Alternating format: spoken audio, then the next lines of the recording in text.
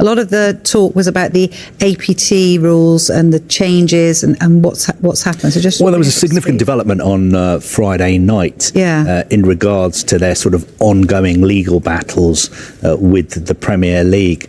And basically what had happened is that a couple of years ago, City wanted to sign new sponsorship deals with Etihad Airways and First Abu Dhabi Bank. And these sponsorship deals were blocked because under the Premier League's associated party transaction rules, they believed that the deals didn't represent fair market value. Now, Manchester City didn't take that lying down. No. They challenged those rules, and they have scored some significant victories. And on Friday, an independent tribunal found that those associated party transaction rules between 2021 and November 2024, those rules were void, unenforceable, and unlawful. Right. So on the face of it, this appears to be a significant legal victory for Manchester City.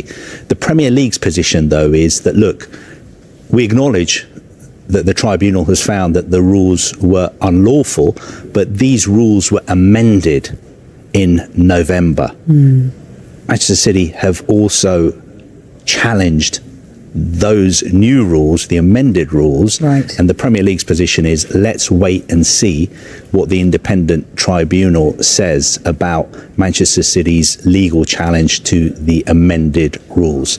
So it's a long-running legal dispute between City and the Premier League, but you have to say that Manchester City have scored some significant victories, although the Premier League are saying this is not the end of the road. Let's wait and see what the independent tribunal says about the amended APT rules. Can I just give you a little bit of a chaser with that? Because Sam Wallace has done a terrific piece. I won't put it in the screen, but he basically says, and I'll just read this verbatim because it's really important. He says, there's potentially a future in the Premier League in which there are no financial controls, without any limit on spending, any regulation on the size of commercial deals negotiated with entities under the same ownership, and the demolition of the current system.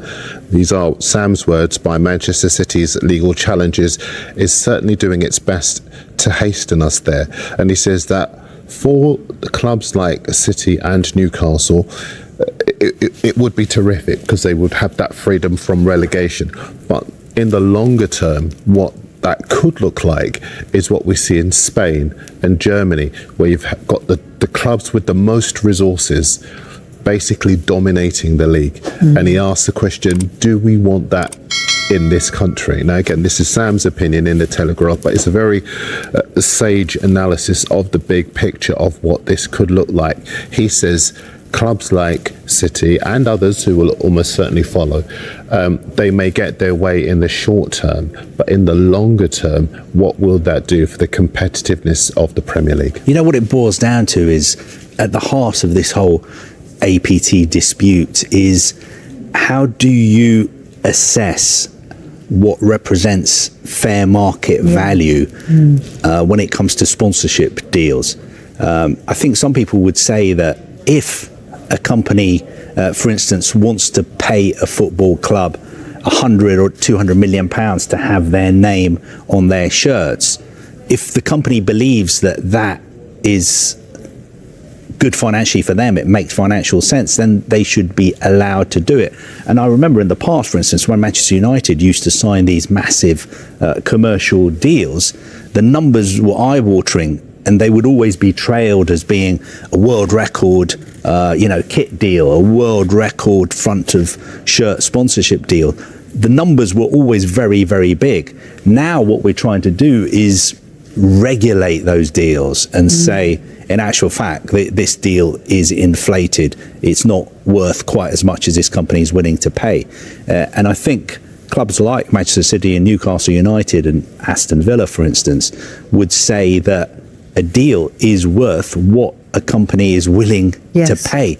Let the market decide. And I think the problem is that the Premier League has been trying to assess what is fair market value, and that is very, very difficult and very, very complicated. And when you make those assessments, it always leaves you open to being challenged legally about your rules and also the decision